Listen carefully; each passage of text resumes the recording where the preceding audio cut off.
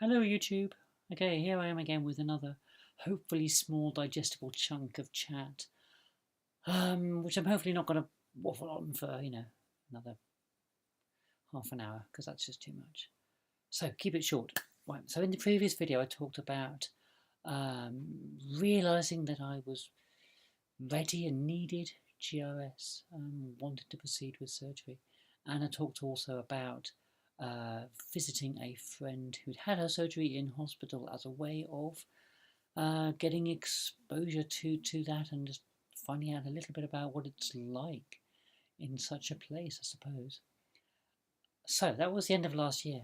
And then there was more waiting, but at this point I was still on the NHS GIC readmission list, if you like, and I had no idea how long I needed to wait to get back and see them.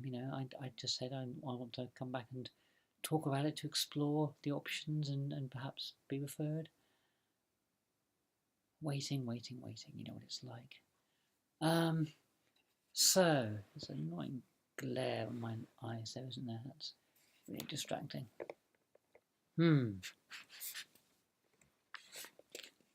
Let's try there. That's slightly better, isn't it? So what happened then? So that was end of last year. So I decided around. So I didn't know an awful lot about the process, about what's involved with surgery, and the various decisions and so on I had to make. I didn't, and I still don't know. I guess I know about the path that I've followed, but I don't know about all of the options. And so one of the things which is obviously on the list for surgery is, well, who does your surgery? Who is your surgeon, and where you're going to go for that? Now, some people, of course, choose to go on the NHS or perhaps privately in the UK. Some people go abroad, to the continent or to Thailand or other places. For me, the choice is always fairly easy. I'm not big on foreign travel. I very rarely leave the UK. My wife even less so, and I knew that I wanted her to be with me while I went through all this. And so it had to be in the UK, basically, which does definitely simplify things. It reduces the options, if you like. I think there's around 5 surgeons in the UK doing GRS for trans women. So then it was just a matter of learning a little bit about them and mainly going on, stories from friends and anecdotes, if you like, just whatever you can learn about the different surgeons that are out there and what they do and so forth. One of the names I quickly ruled out because basically everything I heard was bad. And the other names all seemed to be quite similarly good, but several of my friends had been with the same surgeon and they'd all had been treated very well. They all had positive things to say. So basically that name rose to the top of my list quickly and stayed there. So that was Phil Thomas in the Nuffield Hospital, Brighton. So that became my goal. I decided that I wanted to ideally be seen by Mr. Thomas one day and be helped out by him. But before that, I had to get these referrals and so on done, and there was more waiting.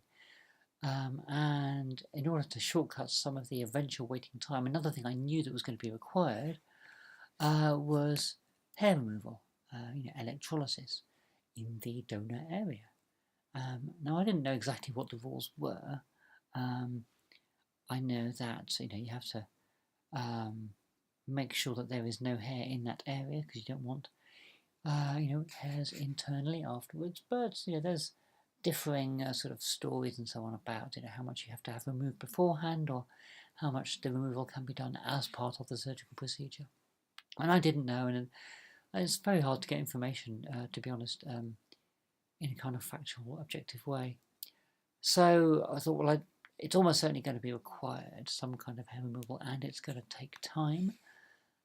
it can take months, repeat visits to electrolysis, so I thought I'd get started. So in March of this year, I hadn't yet seen any surgeons. I'd normally, picked one in my mind, but I hadn't seen a surgeon, hadn't been referred. But I went along to a private hair removal clinic and said, okay, my goal is to have surgery with Mr. Thomas, and therefore I'm going to need hair removal. Do whatever you think is necessary. Until the surgeon has actually seen me and says, this is what we require, we just don't know. Until then, make your best guess.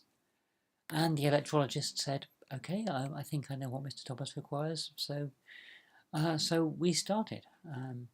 I was having electrolysis on the face, on this area, as well as below, so I went along for a number of appointments, and every time, zaps here, zaps there.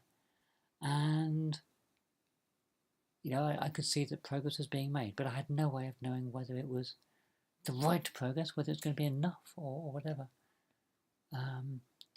It was speculative. I knew that the worst case is I might be just spending time and money on a thing which doesn't actually help, and I might then need, I might need more electrolysis afterwards, or I might have actually had something I didn't need. I was fine with both of those as suboptimal outcomes. That they're both okay. The best case is, of course, that the treatment I have, the electrolysis I'm preemptively having, is exactly what's required, in which case I've just saved myself several months. So that was the gamble I chose to undertake. And I'll stop recording there and talk in another one about what then happened with the referrals and subsequent going to the Nuffield for the pre-op appointment. So I shall cut it there and do another one of these another time. Okay, take care.